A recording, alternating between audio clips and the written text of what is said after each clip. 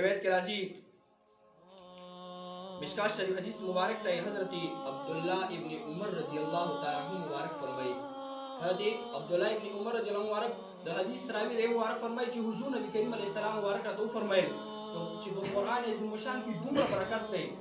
وی حضور نبی کریم علیه السلام وفرمایل چې ای صحابو دا زړه چې کوم دی دا زنګ نیسي زنګ. وی څنګه چې دا اوسپنه زنګ نیسي دغه رنګ دا زړه هم زنګ نیسي. وی زړه د څه وجې نه زنګ نیسي؟ فرمایو د حضور نبی کریم علیه السلام مبارک چې دا زړه د ګناهونو د وجې نه زنګ نیسي، ګناهونو د وجې نه خیره شي چې یو انسان ګناهونه ډېر وکړي څومره چې ګناه کوي دغه زړه زنګ نیسي. حضور نبی کریم علیه السلام ته فرمایي خو ای صحابو دغه زړه زنګ درې کېږي په څه باندې؟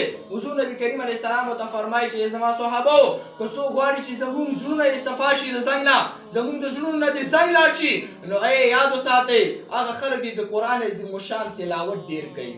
د قرآن عظیم الشان تلاوت دې ډېر کوي، قرآن ډېر وایي، قرآن سره مینه کوئ، قرآن سره محبت کوئ، د قرآن تلاوت کوئ. حضور مبارک ورته فرمایي څوک چې د قرآن عظیم الشان تلاوت ډېر کوي دغه انسان زړه به پاکېږي، دغه انسان زړه نه زنګ بیا ځي.